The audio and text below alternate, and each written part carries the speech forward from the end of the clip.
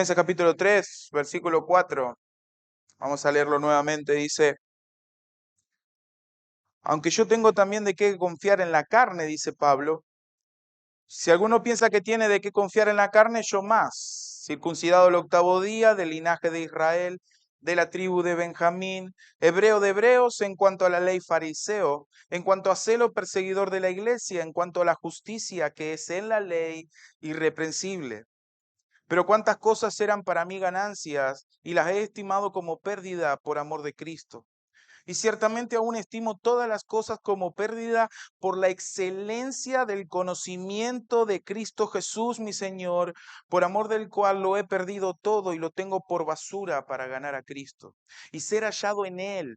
No teniendo mi propia justicia que es por la ley, sino la que es por la fe de Cristo, la justicia que es de Dios por la fe, con el propósito o a fin de conocerle y el poder de su resurrección y la participación de sus padecimientos, llegando a ser semejantes a él en su muerte, si en alguna manera llegase la resurrección de entre los muertos. En el ámbito terrenal, si yo quiero ser rico de forma permanente, no solo debo tener un capital ahorrado, sino también debo ser sabio en dónde invertirlo. Se habla mucho de inversiones, con el propósito de que ese capital pueda generar ganancia. Ahora, hermanos, en el ámbito espiritual es totalmente lo contrario. La verdadera riqueza espiritual se obtiene desechando toda ganancia personal, toda inversión personal, aferrándose pura y exclusivamente a las asombrosas riquezas que Cristo nos da por pura gracia por medio de la fe. En el pasaje que nos toca estudiar, Pablo muestra mediante un lenguaje contable, un lenguaje financiero, cuál es la verdadera ganancia y cuál es la verdadera pérdida dentro de la salvación o en la salvación. Si podría hacer un poco un tráiler de lo que vamos a ver hoy, podemos decir, hermanos, que Pablo dedicó su vida a acumular lo que era, en su opinión, una justicia ganada por méritos personales, con la cual obtendría la salvación. Pero cuando se encontró con Cristo, el apóstol se dio cuenta de que todo eso pertenecía en realidad a la columna de pérdidas, no de ganancias. Todo eso personal que él había obtenido, en el cual él se jactaba, resulta que cuando encuentra a Cristo, se da cuenta que todo eso que él había ganado era una absoluta pérdida. Y él cambia todo eso por la justicia que viene de Dios sobre la base de la fe. Dicho intercambio, ese es el tema del pasaje. Querido hermano, en Mateo capítulo 13, nuestro Señor Jesucristo va a dar dos parábolas, va a contar dos parábolas que ilustran este intercambio que tiene lugar en la salvación. Nosotros vemos en Mateo 13, versículo 44, que el Señor Jesús va a decir que el reino de los cielos es semejante a un tesoro escondido en el campo, el cual un hombre halla y lo esconde de nuevo, y noten esto, y gozoso por ello va y vende todo lo que tiene y compra aquel campo, demostrando que ese tesoro que ha encontrado en ese campo es mucho más valioso que todas las posesiones que él tenía. Los siguientes versículos, versículo 45 y versículo 46, dice también el reino de los cielos es semejante a un mercader que busca buenas perlas, que habiendo hallado una perla preciosa, fue y vendió todo lo que tenía y la compró. La misma idea. Esa perla preciosa que él encuentra, que demuestra que esa perla vale mucho más que lo que tenía. Por eso él vende todo para poder tener esa perla. Y ambas parábolas, hermanos, van a describir personas que han acumulado riquezas terrenales. Sin embargo, encuentran en el reino celestial un tesoro que es mucho más valioso. Encuentran en el reino celestial un tesoro que es mucho más valioso. Entonces venden gustoso todo cuanto poseen para poder adquirirlo. De la misma forma, hermanos, el verdadero cristiano deja todo de lado porque encuentra en Cristo las mayores y asombrosas riquezas. Pablo, hermanos, en este pasaje va a presentar su testimonio aquí para reforzar la enseñanza del versículo 3. El versículo 3 dice que los creyentes son la circuncisión. Los que en espíritu dice servimos a Dios y nos gloriamos en Cristo Jesús, no teniendo confianza en la carne. Dice Pablo que ellos como cristianos no confiaban en su propia justicia para ganar la salvación. En cambio, los filipenses enfrentaban a un grupo herético conocido como los judaizantes. Y si bien esta es una carta de gozo, o es la conocida como una carta de gozo, en este pasaje principalmente Pablo está hablando con vehemencia, está hablando con prontitud y está hablando en un tono de alerta. Esa iglesia, la iglesia de los filipenses, que tenían una buena relación con Pablo por medio de Epafroditos, era una iglesia dadivosa, era una iglesia que amaba a Pablo, estaba siendo atacada por un grupo de judaizantes. Estos judaizantes se trataban de falsos maestros judíos legalistas que enseñaban que tanto la circuncisión como la observancia de la ley de Moisés o la obediencia a la ley de Moisés era necesaria para la salvación. Era necesaria la circuncisión. Por eso el versículo 2 de nuestro pasaje va a decir, guardaos de los perros, esas personas molestas. Noten el tono, el tono del escrito de Pablo. Dice, guardaos de los perros, guardaos de los malos obreros, estos falsos maestros. Y noten, guardaos de los mutiladores del cuerpo. Es así como lo llamaban, porque ellos abogaban, estos judaizantes abogaban por la circuncisión como parte esencial de la salvación.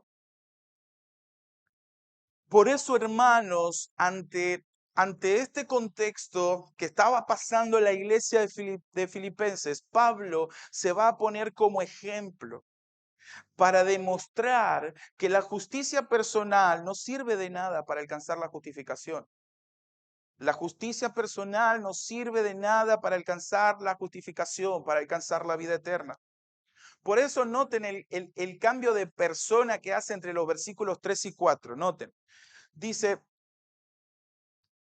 porque nosotros, primera persona del plural, somos la circuncisión, lo que en espíritu servimos a Dios y nos gloriamos en Cristo Jesús, no teniendo confianza en la carne. Versículo 4. Pero yo tengo. ¿Notan cómo cambia? Va a hablar de él. Dice, aunque yo tengo de qué confiar en la carne. Si alguno piensa que tiene de qué confiar en la carne, yo más. Yo más.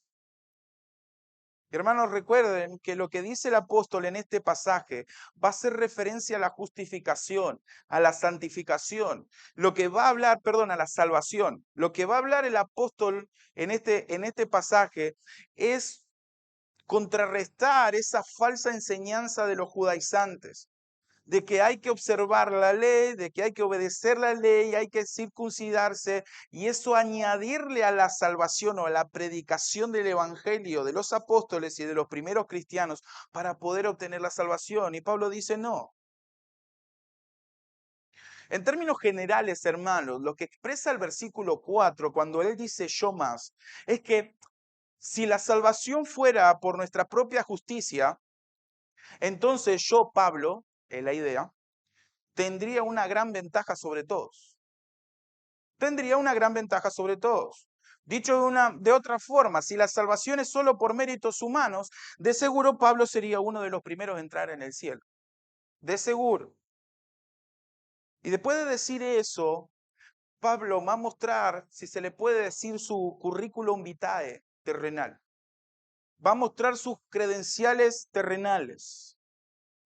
Pero hermano, no tiene como propósito exaltarse o vanagloriarse por la posición ganada de forma personal, sino que tiene como objetivo demostrarle a estos maestros herejes que si con su perfecta observancia externa a la ley, la observancia de Pablo, si él con su perfecta observancia externa a la ley no puede obtener justificación, mucho menos el proselitismo que exigían estos judaizantes, muchísimo menos.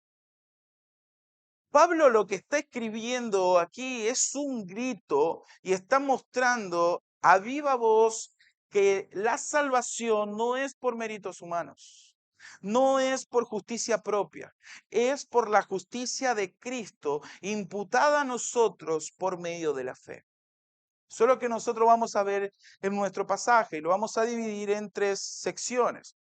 En primer lugar, Pablo va a mostrar su propia justicia, su justicia de forma terrenal. En segundo lugar, Pablo va a desechar su propia justicia. Para, en tercer lugar, Pablo abrazar la justicia de Dios, que es por medio de Jesucristo. Vamos a leer los primeros dos versículos, los versículos 5 y versículo 6. Dice así: circuncidado el octavo día, del linaje de Israel, de la tribu de Benjamín, hebreo de hebreos, en cuanto a la ley fariseos, en cuanto a celo perseguidor de la iglesia, en cuanto a la justicia que es en la ley, irreprensibles.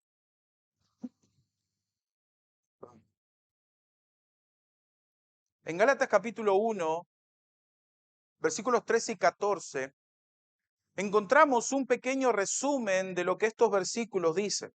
Dice así Gálatas 1: porque ya habéis oído acerca de mi conducta en otro tiempo en el judaísmo, que perseguía sobremanera a la iglesia de Dios y la asolaba, y en el judaísmo aventajaba a muchos de mis contemporáneos en mi nación, siendo mucho más celoso de las tradiciones de mis padres.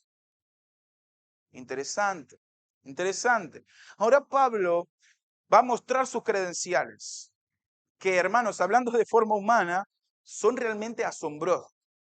Son asombrosas, son, humanamente hablando, son excelentes. Y lo que primero va a poner en la mesa, hermanos, va a ser la justicia heredada de sus padres. Él va a mostrar que es hebreo de hebreo, que es puro en su linaje. Noten primero, dice circuncidado el octavo día. Pablo empieza con la circuncisión porque era el asunto más importante para los judaizantes. El apóstol pasó, hermanos, por el rito principal del judaísmo al ser circuncidado el octavo día de nacer. A diferencia de algunos judaizantes de ese tiempo, Pablo no era un gentil prosélito del judaísmo, no era un gentil que se transformó en judío. Él era judío de nacimiento, siguió los ritos judíos desde el principio. En el momento señalado, a los 8 días de nacer, celebró la ceremonia que lo integró al pueblo del pacto. En otras palabras, lo que Pablo está diciendo es: ustedes son ritualistas, yo lo soy de mi nacimiento. Había muchos judíos en esa época que eran gentiles que se habían transformado al judaísmo.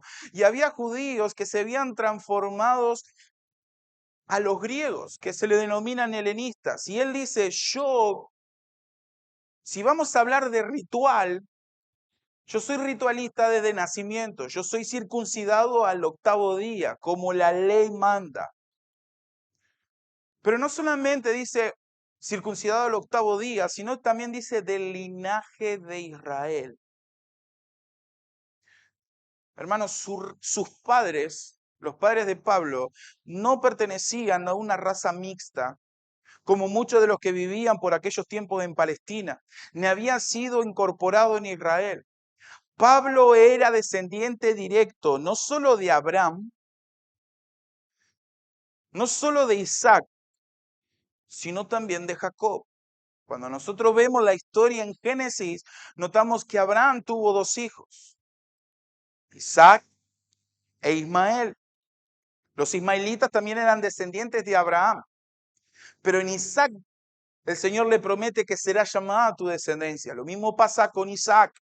Isaac tiene 2, Esaú y Jacob.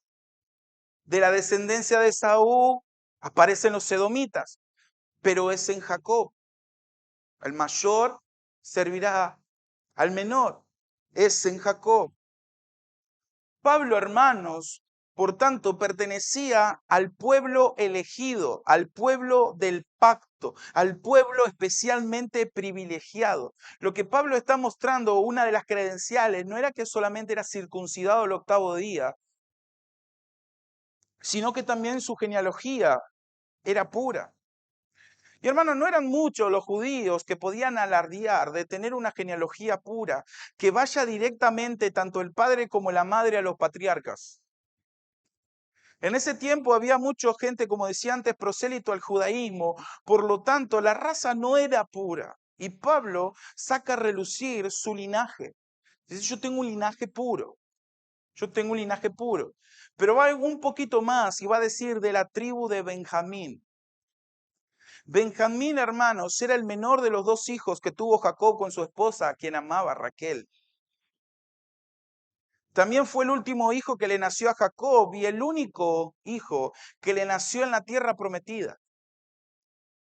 Una cosa para decir respecto a esta tribu, que Saúl, el primer rey de Israel, era de la tribu de Benjamín.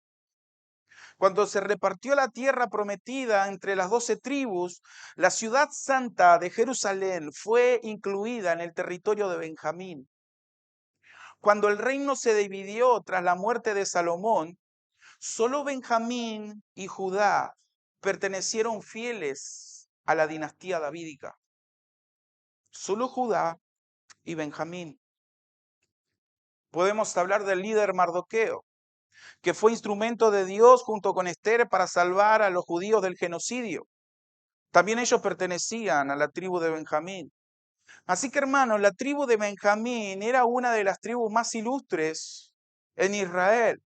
Por ende, lo que Pablo está expresando aquí es, si la distinción especial de ser israelita era de algún valor salvador, de algún mérito para la eternidad, entonces Pablo tenía derecho de ello, porque como benjamita era uno de los más auténticos israelitas, uno de los más auténticos.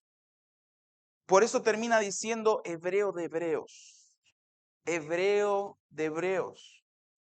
Esta credencial, hermanos, es un nexo entre los primeros tres que estuvimos viendo, que hablan de la herencia, privilegios heredados de Pablo, y los próximos tres ítems, que habla de la justicia, herencia o privilegios que son ganados por él. Pablo era naturalmente hebreo, es decir, israelita. Él era en efecto hebreo de hebreos, o sea, lo más puro de lo puro de Israel. La forma en que está escrita, hermanos, esta frase resalta sobre todo la pureza de su linaje. Hebreo, hijo de padre hebreo, hebreo por donde lo mires. Esa es la idea. Esto resalta, hermanos, más cuando vemos que Pablo se aferró al idioma hebreo, se aferró a sus tradiciones y se aferró a sus costumbres. Había muchos judíos en este tiempo, denominados judíos helénicos, que eran judíos que habían incorporado la cultura grecorromana. Por eso él tenía autoridad para hablar, porque era hebreo hecho y derecho.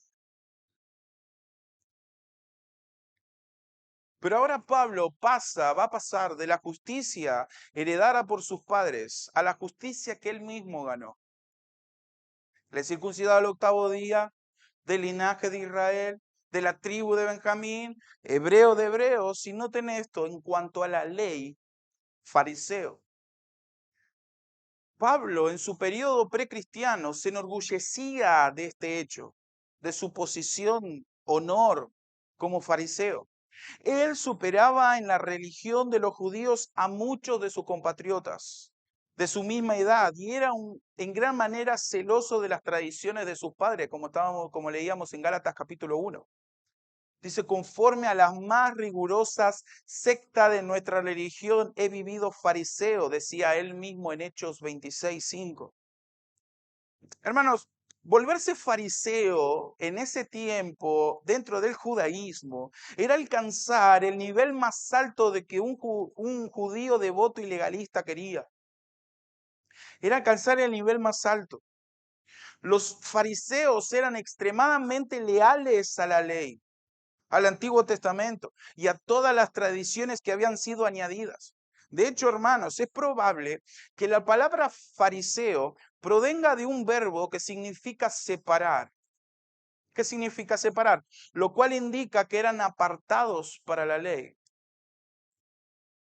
Aunque no se sabe con exactitud, el fariseísmo se formó en el tiempo intertestamentario con el propósito de contrarrestar a aquellos judíos que habían adoptado la cultura greco-romana, como decíamos antes, llamados judíos helénicos. El fariseo en sí, hermanos, obedecía a la ley de Dios, ya que su observancia solo era externa. ¿Recuerdan? Eso es lo que el Señor Jesús va a atacar respecto a los fariseos. Él va a decir que la justicia de los discípulos tiene que ser mayor a lo de los escribas y fariseos. ¿Por qué? Porque la ley de Dios no nos invita a obedecerla de forma externa, sino que lo hagamos con un corazón obediente y humillado. Cuando Jesús lo dice en Mateo capítulo 5 y empieza después a dar ejemplo, nos va a mostrar que la verdadera observancia de la ley nace del corazón. El gran problema del hombre es que no puede obedecer la ley de Dios por su corazón corrompido. Esa es la idea. Pero en sí el fariseo obedecía la ley de Dios en su forma, ya que su observancia solo era externa. Pero eso no quita, hermanos, no quita de que hubiera en ese entonces fariseos sinceros como Pablo, que querían obedecer a rajatabla a la ley.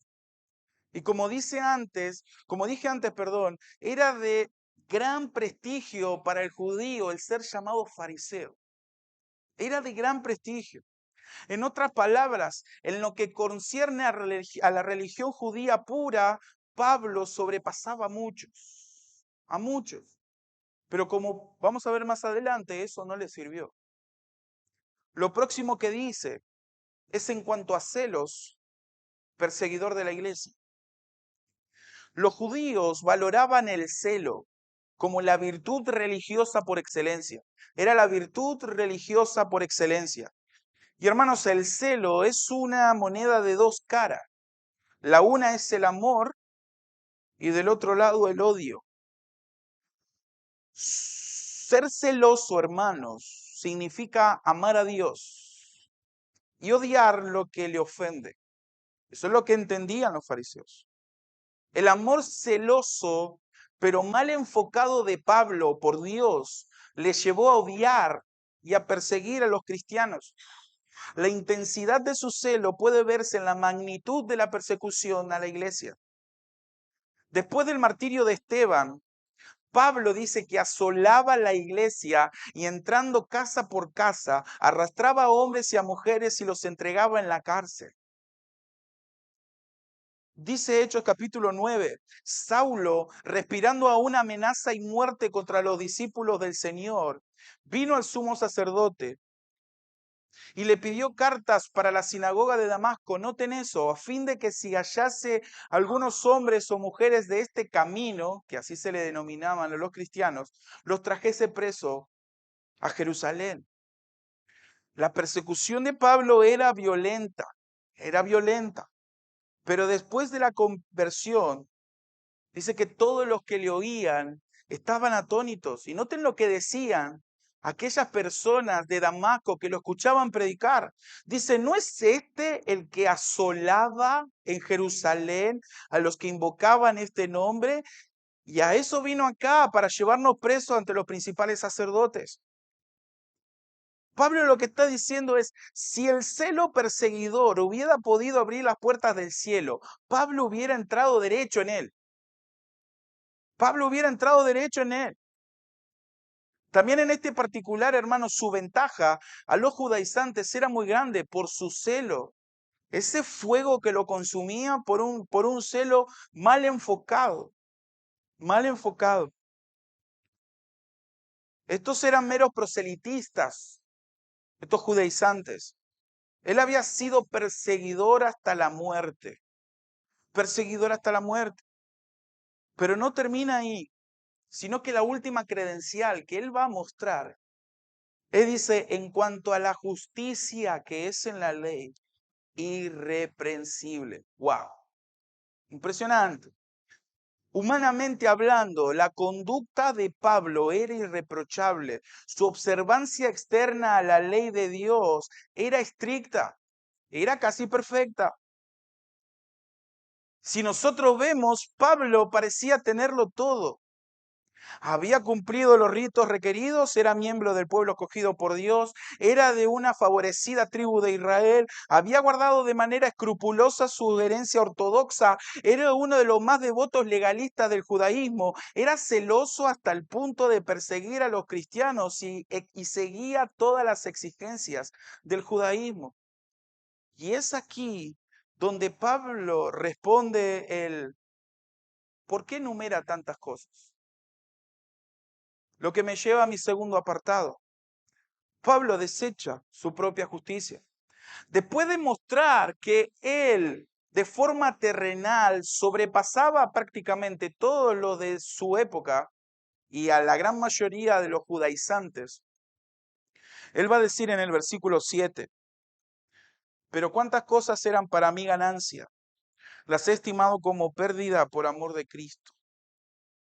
Y ciertamente aún estimo todas las cosas como pérdida por la excelencia del conocimiento de Cristo Jesús, mi Señor, por amor del cual lo he perdido todo y lo tengo por basura para ganar a Cristo.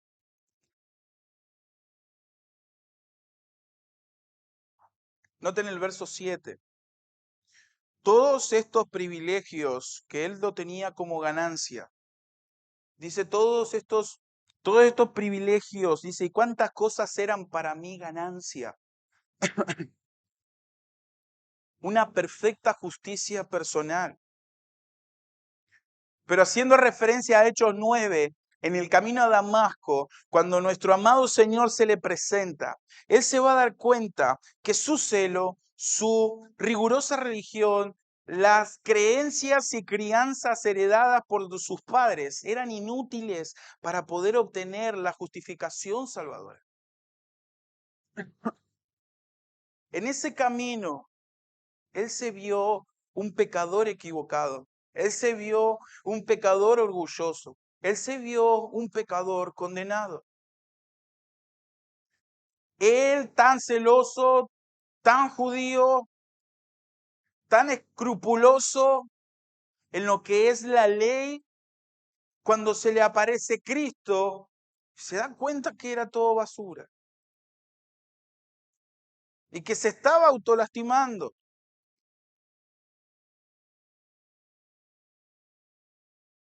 Pablo en ese momento abraza a aquel que hasta entonces había estado persiguiendo con todas sus fuerzas. Allí quedó convertido en una nueva criatura. En su corazón y en su mente experimentó un cambio radical, una repentina y dramática inversión de todos los valores. Él invierte sus valores, él invierte su mente, su corazón. Por eso dice que esto lo lleva a decir a él que lo había estimado como pérdida, lo que antes era ganancia, lo que antes era algo de la cual él se jactaba y se gloriaba y se autopercibía como merecedor de la vida eterna, ahora lo está teniendo como pérdida. Al decir, hermano, que todo lo considera como pérdida, Pablo no quiere decir que la educación judía, la ley y todo lo demás fuera malo, no quiere decir eso. Lo que era malo era el valor que le daba. Eso era lo malo. Al convertirse tuvo que dejar atrás la idea de que él ayudaba a Dios en el proyecto de la justificación y aceptar los medios para la justificación que solo Dios puede proveer. Medios que el apóstol resume con las siguientes palabras. Si noten esto, dice conocer a Cristo Jesús, mi Señor. Dice, y ciertamente aún estimo todas las cosas como pérdida por la excelencia del conocimiento de Cristo Jesús, mi Señor. Y son bendiciones porque pueden ser de inestimable valor si se hacen buen uso de ellas, si se las emplea como preparación a la recepción del Evangelio. La ley de Dios, hermano, no es mala en sí misma, porque es algo dado por Dios. Es algo dado por Dios. La ley moral de Dios, los 10 mandamientos, como nosotros lo conocemos, es algo que nace de la misma boca de Dios, así que es algo inmutable, es algo santo. Lo que los fariseos y en este caso Pablo, antes de su conversión, no habían entendido es que la ley te llevaba a Cristo. La ley te preparaba para ver a aquella persona que sí podía cumplirlo toda rajatabla, porque era el mismo Dios encarnado. Era el mismo Dios que había dado la ley. Eso es lo que ellos no entendían. Por eso hacían un montón de proselitismo, hacían un montón de tradiciones, cosas externas, para que a vista de todos parecieran que ellos estaban justificados. Pero hermanos, cuando estos privilegios, porque Israel tenía muchos privilegios, cuando estos privilegios comienzan a ser considerados como base de la autoglorificación, como base de la autosatisfacción, cuando son considerados como un pasaporte para el cielo, entonces se convierte en todo lo contrario. Se convierte en todo lo contrario. Todas estas ganancias se convierten en una enorme pérdida. En una enorme pérdida. Las cosas que antes él tenía en la columna de haberes, en la columna de ganancia, ahora por la gracia del Señor están en la columna de pérdida. El amor de Cristo hizo que él soltara todo aquello que una vez él abrazó como su máximo tesoro. Y hermanos, el versículo 8 comienza con una frase prácticamente intraducible. Aunque la Reina Valera lo traduce y ciertamente aún estimo. Pero en el original dice algo como esto. Y escuchen bien. Pero, pues bien, por lo tanto aún más. ¿Por qué explico eso? Porque en este versículo, hermanos, Pablo está en su punto máximo de emoción. Si hay emoción en los pasajes de las Escrituras, en este está. Hay emoción en Pablo cuando está hablando de la justicia que ha recibido por Cristo, por gracia. Pablo no sabe cómo describir la excelencia del conocimiento de su Señor Jesucristo. No tiene palabras para poder, como que está balbuceando. No encuentra palabra para describir su sensación. Es un balbuceo alegre. Es como cuando estás tan feliz por algo que quieres contárselo a alguien y de la adrenalina que tenés, no te salen las palabras. Eso es lo que Pablo le está pasando aquí. Así se siente Pablo. Y él dice, estimo todas las cosas como pérdida por la excelencia del conocimiento de Cristo Jesús, mi Señor. Y hermanos, es preciosa esa frase, es preciosa. Porque el versículo 7 dice que él ha estimado como pérdida tiempo perfecto. Es algo que se hace en el pasado, pero tiene repercusiones en el presente. Dice, ha estimado como pérdida tiempo perfecto. Ya hacía 30 años de la conversión de Pablo cuando escribió esta carta. Ya hacía 30 años. Y él, cuando vio a Cristo cara a cara, no dudó en desechar todos sus privilegios y estimarlos como pérdida. Pero el versículo 8 dice, aún estimo todas las cosas como pérdida, tiempo presente continuo. Él no ha cambiado. Él no ha cambiado.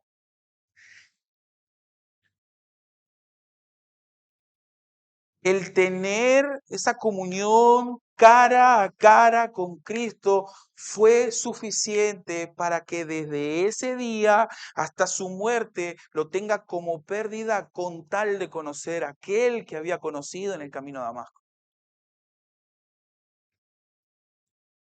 Él no cambia los privilegios anteriores por la excelencia del conocimiento de su amado Salvador. Qué precioso, hermanos. Esa palabra excelencia significa algo de incalculable valor. Algo que no lo podemos contar de lo valioso que es. La palabra conocimiento que se utiliza ahí es la palabra en el griego ginosko, que no solo habla de un conocimiento intelectual, sino también de un conocimiento experiencial. No es solamente alguien que conoces, como nosotros conocemos a Messi, podemos decir que tiene 3 hijos, que juega bien al fútbol. No habla de ese conocimiento que nosotros podemos tener en nuestra mente, sino que está hablando de ese conocimiento en que vos deseás conocer a esa persona, de tener intimidad con esa persona. Esa es la idea de la palabra ginosco. Aquí Pablo habla de la comunión trascendente que todo cristiano tiene con su Señor. No solo es saber cognitivamente lo que la Biblia dice, sino que está involucrado todo nuestro ser en esa relación, nuestro cuerpo, nuestra alma, nuestro espíritu. Esa es la idea, ese es el conocimiento, ese es el deseo de Pablo. Y es más, hermanos, Pablo va a mostrar un poco de su teología en tan solo 4 palabras. Dice Cristo Jesús, mi Señor. En 4 palabras, él muestra lo que él creía, lo que él abrazaba de su amado Señor. Y esa descripción va a abarcar los 3 oficios de Cristo como profeta, como sacerdote y como rey. La palabra Cristo lo describe como el Mesías, el mensajero, el profeta de Dios. Cuando habla de Jesús, se está refiriendo a él no solamente como el profeta, como el Mesías que iba a cumplir todas las profecías del Antiguo Testamento, sino como el Salvador. Y pone de relieve también su papel como sumo sacerdote de los creyentes. Y como habla del Señor, mi Señor, está hablando no solamente de una forma personal, sino que se hace referencia a Cristo como el Rey soberano sobre toda la creación y sobre todas las cosas. Es esa la teología de Pablo. Es eso lo que él abrazaba de Cristo. La salvación, hermanos, solo viene por medio del conocimiento profundo y el vínculo íntimo de amor con Jesucristo que Dios da por gracia mediante la fe. Acerca del conocimiento de Cristo que tiene el creyente, Meyer comenta lo siguiente. Podemos conocerlo de forma personal, podemos conocerlo de forma íntima, cara a cara. Cristo no quedó en la historia ni vive en las nubes del cielo. Él está cerca de nosotros, con nosotros, nos acompaña en nuestro andar y reposar y conoce todas nuestras andanzas. Sin embargo, no podemos conocerlo en esta vida mortal, sino mediante la iluminación y enseñanza del Espíritu Santo. Y debemos conocer a Cristo con certeza. No como un extraño que viene de visita a pasar la noche o como el Rey de los hombres exaltados. Debe existir un conocimiento íntimo como de quien él considera sus amigos, a quien confía sus secretos, con quienes comparte su propio pan. Conocer a Cristo, dice este escritor, en la tormenta de la batalla, en el valle de la sombra, cuando la luz del sol irradia nuestro rostro o cuando se oscurece por la pesadumbre y la desilusión. Conocer la dulzura de su trato con la caña cascada y el pábilo que humea. Conocer la ternura de su simpatía y la fortaleza de su diestra. Todo esto abarca muchas experiencias diversas de nuestra parte, pero cada una, como las caras de un diamante, reflejan la belleza prismática de su gloria desde un nuevo ángulo. Eso es conocer a Cristo. En los momentos felices, en los momentos tristes. Conocer todas las aristas de nuestro Salvador. Saber que podemos contar con Él y Él está con nosotros por medio de su Espíritu, en las Escrituras, en la iglesia, con los hermanos, para que nosotros podamos crecer.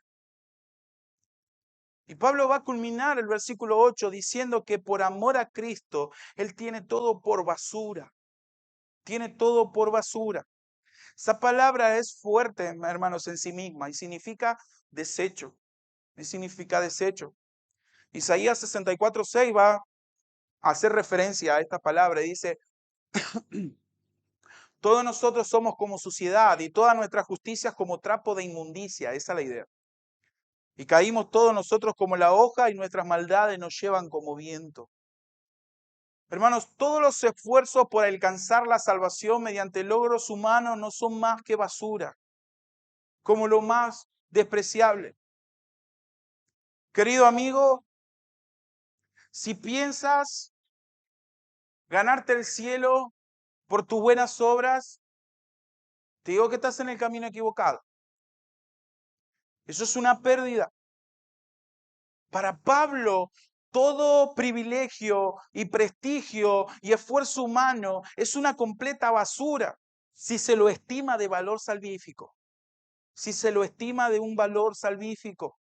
Nada excepto Cristo puede salvar y la fe depositada en Él.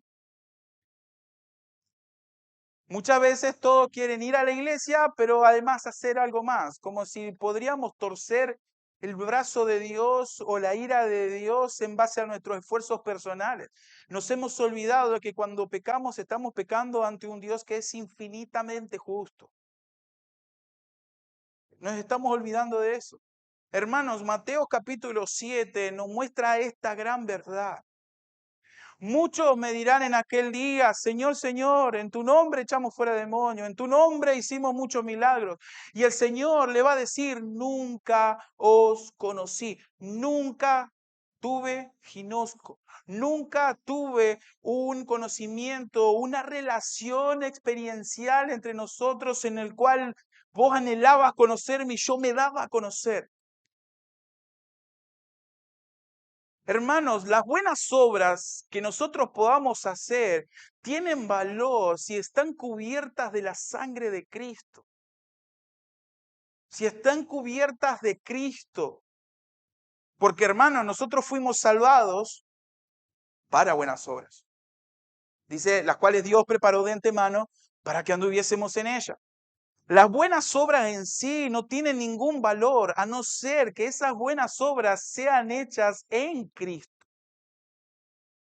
Si todos nuestros anhelos y todos nuestros servicios están cubiertos por la sangre de Cristo, si están cubiertas por ese cordero que fue sacrificado, si todas esas buenas obras se están haciendo dentro de Cristo, en Cristo, el único que puede salvar. Ya vimos, hermanos, la justicia de Pablo. También vimos que Pablo desecha su propia justicia. Y ahora pasamos a la tercera sesión. Pablo va a abrazar la justicia de Dios por medio de Jesucristo. En estos versículos, los versículos 9 al 11, Pablo va a demostrar la verdadera justicia, la justicia que él abrazó, la justicia que salva. El final del versículo 8 y principio del versículo 9 nos muestra la primera característica de esta justicia. Noten, dice, por amor del cual lo he perdido todo y lo tengo por basura para ganar a Cristo y ser hallado en él. La justicia de Cristo. Pablo desea hacer a Cristo más y más plenamente suyo. La frase en él expresa ya la conocida verdad paulina de que los creyentes están en Cristo. Es un concepto que aparece más de 75 veces en sus epístolas. Los creyentes están unidos estrechamente a Cristo en una vida inseparable y en un vínculo de amor. Con Cristo estoy juntamente crucificado. Escribe Pablo a los Gálatas, y ya no vivo yo, mas vive Cristo en mí. Y lo que ahora vivo en la carne, lo vivo en la fe del Hijo de Dios, el cual me amó y se entregó a sí mismo por mí. Cuando el cristiano se arrepiente y cree en Cristo, le es aplicado mediante el Espíritu Santo los méritos de la muerte y resurrección de Cristo. De tal forma que el cristiano queda unido a Cristo. Mientras vivamos en este mundo, nosotros estamos vestidos de Cristo, estamos vestidos de su justicia, estamos vestidos de su pureza. Por eso es que tenemos acceso al Padre con confianza. Porque el Padre ve al Hijo en nosotros. Ese es el glorioso intercambio. Cuando nosotros hablamos de la justicia de Dios o que nosotros somos justificados, estamos hablando de esa verdad de las Escrituras que más se refleja en Romanos, el del hecho de que nosotros por nuestros propios méritos no podemos autojustificarnos delante del juez, del gran juez que es Dios. Nosotros no podemos ser declarados justos de una forma personal.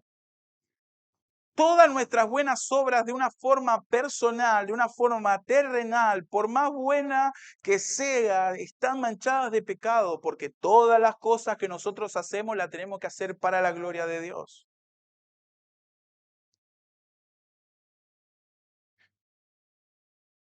Por eso, en Romanos capítulo 3, quiere decir que por cuanto todos pecaron, están destituidos de la gloria de Dios, están alejados. No pueden, y esa es la idea en el original, no pueden llegar a la vida eterna. No pueden llegar al Padre. Y el versículo 24 dice, siendo justificados gratuitamente por medio de la sangre de Cristo. ¡Qué precioso! ¡Qué precioso! Dios tuvo que enviar a su Hijo para que Él sea el vicario nuestro, el que se sacrifique por nosotros. Era necesario un cordero que sea perfecto, que sea sin pecado, que también sea Dios mismo, para que pueda soportar esa ira eterna, esa ira infinita. Por ende, cuando nosotros abrazamos la justicia de Dios, quedamos cubiertos de sus vestidos santos. Quedamos cubiertos de esa perfección de Cristo. Estamos vestidos de Cristo, estamos vestidos de su justicia, estamos vestidos de su pureza. De forma tal que podemos tener acceso al Padre con confianza. Ahora bien, hermanos, Pablo va a abrazar a Cristo porque la única forma de poder obtener la verdadera justicia es a través de los méritos de Cristo. Es solamente a través de los méritos de Cristo. Su obediencia activa y su obediencia pasiva. La obediencia suya en su vida, esa vida perfecta, fue imputada a nosotros. Al momento en el que Dios transforma nuestros corazones, Dios nos ve a nosotros como si nunca hubiéramos pecado. Porque la justicia de Cristo fue imputada a nosotros. Eso es lo glorioso del Evangelio. Pero Pablo no termina ahí. Dice, no es por obras. Dice, no teniendo mi propia justicia. Esto es lo interesante de esto. Porque el versículo 9 dice, y ser hallado en él. Noten ese deseo fuerte que tenía Pablo de poder ser uno con Cristo. Ese es el deseo que tenemos que tener todos. Y dice, no teniendo mi propia justicia, que es por la ley, no es por obra, hermanos. Lo que el apóstol quiere decir es que la justicia que cuenta delante de Dios no es la que proviene del cumplimiento de la ley del Antiguo Testamento. La paga del pecado es muerte, según Romanos capítulo 6, versículo 23. Esa retribución es pagada a aquellos que la merecen. Pero, hermano, la justicia de Dios es dada a los que no la merecen. La justicia de Dios es imputada a personas como tú y personas como yo que no la merecemos. Dios es el que justifica al impío por medio de la muerte de su unigénito. Mas Dios muestra su amor para con nosotros en que siendo aún pecadores, presente activo, Cristo murió. Ese es el poder de la muerte de Cristo. Ese es el poder de Cristo. Sigue diciendo, no es por obras, dice, no teniendo mi propia justicia que es por la ley, que es por la obediencia externa a la ley, sino que dice la justicia, sino la que es por la fe de Cristo. La justicia de Dios por la fe.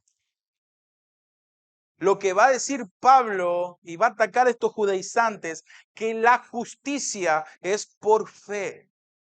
Nosotros somos justificados por fe. Un escritor dice, la fe, por la fe se apodera uno de la gracia. Dice, es la mano vacía que se extiende para recibir el don gratuito de Dios.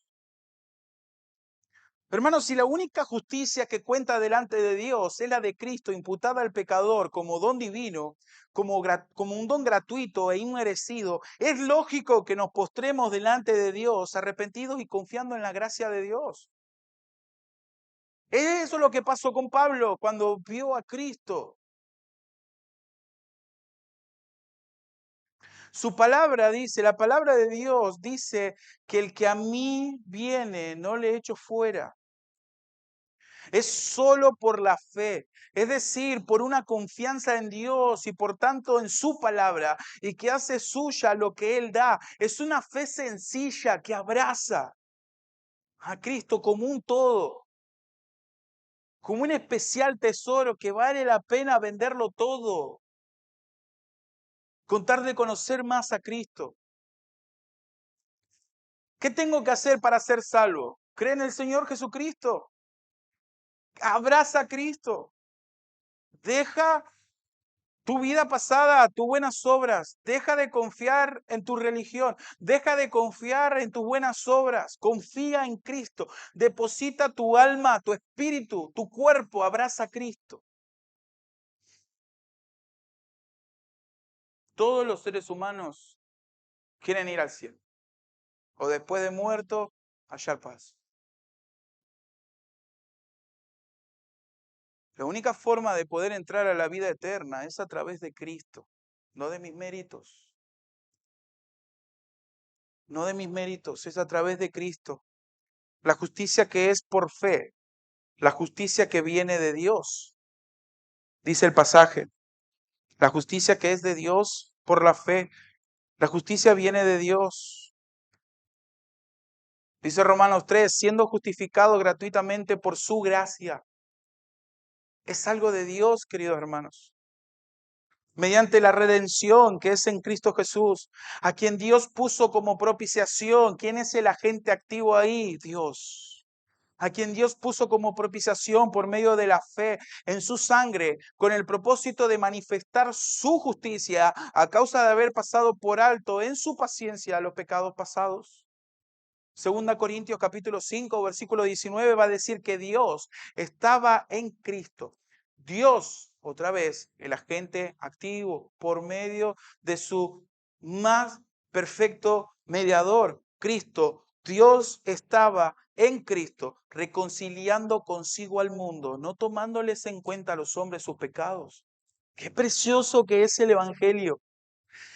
La fe que el hombre posee, ejerce y que es plenamente responsable, es dada y alimentada y recompensada por Dios. Solo a través de la justicia que nos es imputada por Cristo y por gracia es que nuestras buenas obras pueden ser recompensadas y tienen valor. En el aspecto salvífico espiritual, nada de lo que nosotros hagamos vamos a poder obtener la salvación. Es solamente a través de Cristo. Todas las cosas en la salvación, en la justificación, todas las cosas que nosotros hagamos, a no ser que sea arrepentimiento y abrazar a Cristo, las demás cosas es una total basura. ¿Recuerdan lo que estábamos viendo en Mateo capítulo 7? Echaban fuera demonios, hacían muchos milagros y Cristo dice, nunca os conocí, apartados de mí, hacedores de maldad, al fuego eterno. Todo lo que ellos pensaban que eso eran credenciales para que el Señor, para que el Señor los aplaudiera y los haga entrar al cielo con una fiesta. El Señor Jesús dice, no os conozco. Nunca os conocí, nunca tuve una relación personal. Pero sí Dios se place en darse a conocer a aquellas personas que de forma humilde, de forma humillada, reconociéndose pecadores, reconociéndose impuros, reconociéndose en bancarrota, abrazan a Cristo en arrepentimiento y fe.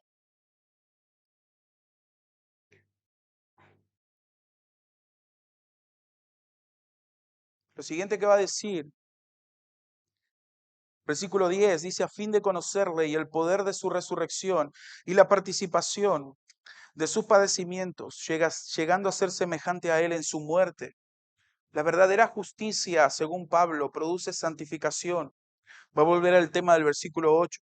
Cuando expresa su ardiente deseo de conocer a Cristo, tiene en mente no solo el aprender y saber ciertos hechos referentes a Cristo, sino también y especialmente la participación de ciertas experiencias junto con Cristo, como está claramente indicado en los versículos 10 y 11. Dice, a fin de conocerle el poder de su resurrección, la participación de sus padecimientos, llegando a ser semejante a él en su muerte, si en alguna manera llegase la resurrección de entre los muertos. Pablo desea ser completamente entregado a Cristo para que así Jesús sea el todo para él. Él quiere entregarse completamente a Cristo para que Cristo llene todo en él. Tal conocimiento se adquiere, hermano, viviendo como cristianos. No solamente profesando, no solamente conociendo, sino practicando en nuestra vida diaria. Para mostrar lo que este conocimiento de Cristo implica, Pablo continúa y el poder de su resurrección. Pablo ansía una continua y creciente provisión del poder que procede del resucitado y exaltado Salvador. Es ese poder que actúa por medio del Espíritu Santo en cada uno de los creyentes, ese poder que ha levantado a Cristo de entre los muertos. El cristiano tiene el Espíritu Santo morando en su vida. El mismo Espíritu que levantó a Cristo de entre los muertos es el que nos levanta de la tumba del pecado y nos hizo una nueva criatura. Pablo anhelaba cada vez más eso. Ser transformado a la imagen de Cristo. Como dice un escritor, Pablo suspira por una creciente provisión de este poder purificador, de esta dinamita que destruye el pecado y que abre el camino hacia una santidad personal y hacia un testimonio eficaz. Finalmente, hermanos, este Cristo resucitado también garantiza la glorificación de Pablo. No solamente con respecto a su alma, sino también con respecto a su cuerpo. No solamente para una persona aislada, sino para el conjunto de todos los santos. Si en alguna manera llegase la resurrección de entre los muertos.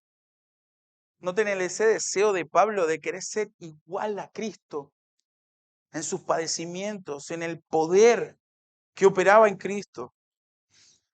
Romanos 8:11 dice, y si el espíritu de aquel que levantó de los muertos a Jesús mora en vosotros, el que levantó de los muertos a Cristo Jesús vivificará también vuestros cuerpos mortales por su espíritu que mora en vosotros. Ahora bien, hermanos, cuando la vida del Cristo resucitado se ha posesionado del corazón del creyente, manifestándose más y más en su conducta, el resultado será una inevitable participación de los sufrimientos de Cristo. Cuando nosotros nos asimos de Cristo, cuando vemos que Cristo es lo más precioso que hay, que podemos tener, es ahí cuando nosotros vamos a participar de los sufrimientos de Cristo, vamos a predicar, vamos a vivir de una forma que las Escrituras nos manda, vamos a crecer en santidad. Por lo cual, dice Pablo en 2 Corintios 12, por amor a Cristo me gozo en las debilidades, en afrenta, en necesidades, en persecuciones, en angustia, porque cuando soy débil, entonces soy fuerte. Él se aferraba a Cristo. Él se aferraba a Cristo. Y ese es el deseo. Y él en un tono y como si él con esa emoción a flor de piel, Pablo está escribiendo a estos filipenses y diciéndoles no se dejen engañar por estos judaizantes. La perfecta justicia viene de Cristo. El valor incalculable del creyente lo tiene a través de Cristo. ¿Nosotros somos valiosos para Dios? Sí, porque nosotros estamos en Cristo y cuando estemos en el cielo vamos a ser iguales a Cristo. No hay nada en nosotros que pueda asombrar a Dios. No hay nada. Pero sí tenemos a Cristo. El único, solo Cristo.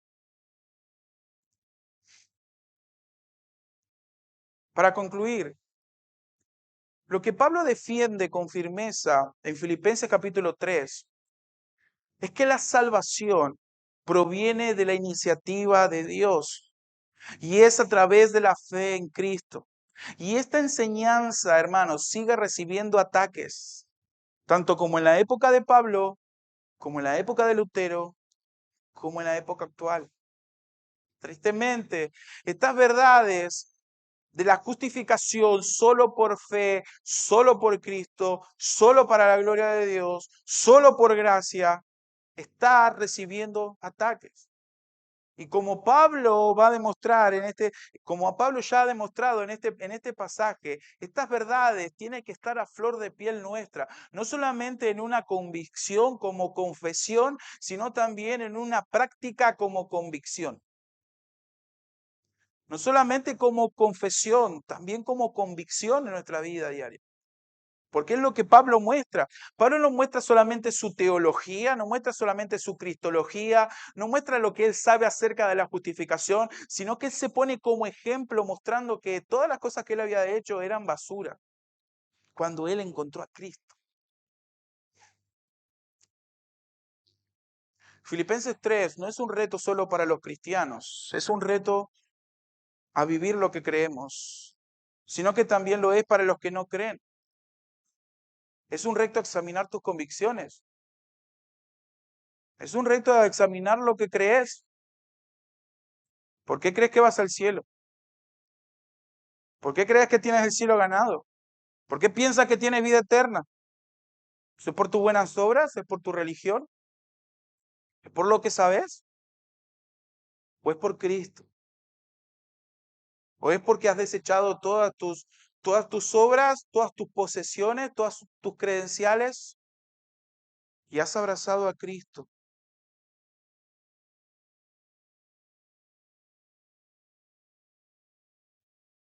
Pablo dice claramente que los que han considerado a Dios y sus demandas, pero han rechazado el Evangelio, lo único que podrán presentar a Dios en el día del juicio final es su propia justicia. Y eso es un problema. Pero sabemos, hermanos, que cualquier justicia que no sea la justicia que Él provee, no servirá al juicio. Dicho de otro modo, que la gente fuera de la iglesia tiene que entender que la salvación no viene solo de tener alguna creencia religiosa, es una cuestión de vida o muerte.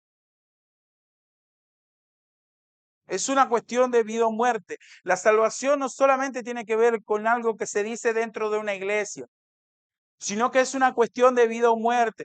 Tiene consecuencias eternas.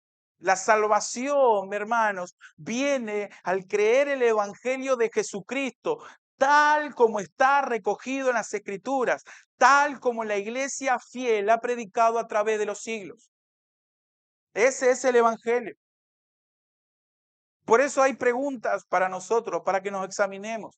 Hermanos, ¿cuánto sabemos de lo que creemos? ¿Cuánto practicamos de lo que creemos? Hermanos, ¿predicamos lo que creemos? Hoy en día se ve de moda el evangelio marketinero. Ese evangelio que se disfraza como para llamarle la atención a las personas, que le quita cosas para poder ser como que mejor onda para las personas. No vamos a hablar del pecado porque eso ofende. No vamos a hablar de la justicia de Dios porque eso lo van a rechazar. No vamos a hablar del infierno porque eso puede asustar. Vamos a hablar solamente del amor de Dios y con eso basta. No, hermanos, Dios nos manda a que nosotros prediquemos el evangelio tal y como están en las escrituras, porque es el evangelio que necesitan las personas. Es el evangelio que tiene el poder para salvar. Hermanos, vivimos lo que creemos, vivimos lo que creemos. Nuestras convicciones están aferradas a Cristo. Cuando ven nuestro hablar, cuando ven nuestras actitudes, cuando ven la forma en que trabajamos, cómo la relación que tenemos con nuestros compañeros de trabajo, en el lugar donde estemos, ven que Cristo es lo más valioso para nosotros. ¿O seguimos abrazando nosotros una justicia, una autojustificación personal? Por último, ¿estamos dispuestos a dar aún nuestras vidas por lo que creemos? Eso va muy de la mano con lo que dije anteriormente. ¿Estamos dispuestos a vivir la vida y mostrar que Cristo es valioso aunque eso cueste nuestra reputación?